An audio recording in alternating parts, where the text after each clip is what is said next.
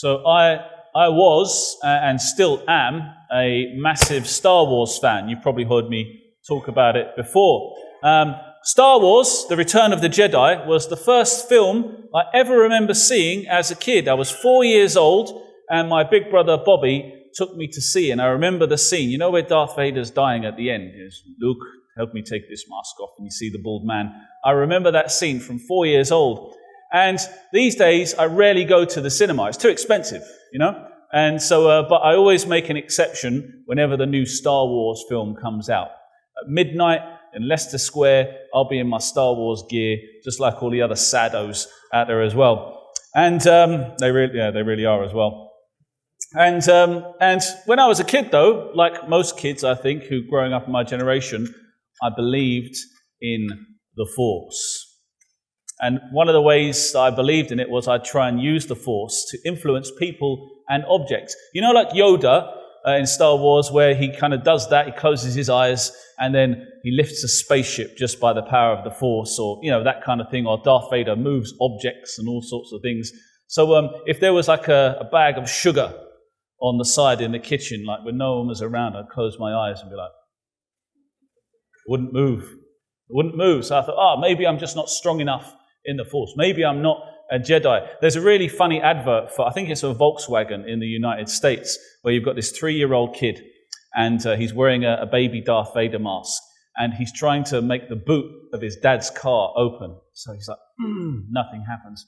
Nothing happens. And then his dad, who's behind him the third time, presses the button for the boot, and he goes, and the kid's like, he's got the Force. Now, hopefully, as you grow up, as a kid grows up, you stop believing in things like the Force, because the Force, ultimately, is make-believe. It's magic. It's what we believe in when we're children, but as we get older, you know, we stop believing in certain things. Sorry, kids, if you're big Star Wars fans.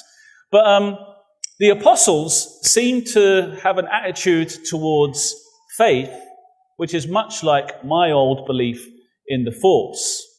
They believe if they have more faith, then they'll have more power, more influence, more control over their circumstances. Perhaps we have that magical approach to faith sometimes. You know, if we just believe more, if we just, have more power in our faith, then we will be able to, with the power of God, to control things around us. We'll have more influence. That's definitely what the apostles, because they say it, don't they? They say, increase our faith. It's like Luke saying, make me more powerful in the Force. And it puts Jesus' words, his response to them, in a different key, a different way of understanding, because he says to them, well, if your faith were the size of a mustard seed, then you could say to this mulberry tree, be thrown into the sea. I think in another gospel he says you have the power to move the mountain in the sea. Sounds a bit more powerful, doesn't it? You know, it's all to do with power. I think actually he's pointing out something to them.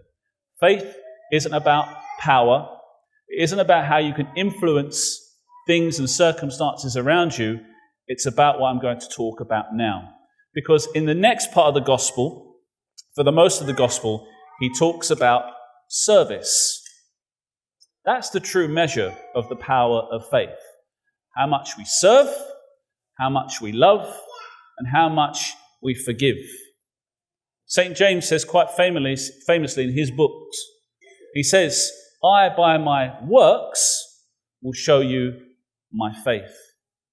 That's the increase in faith that Jesus wants to see.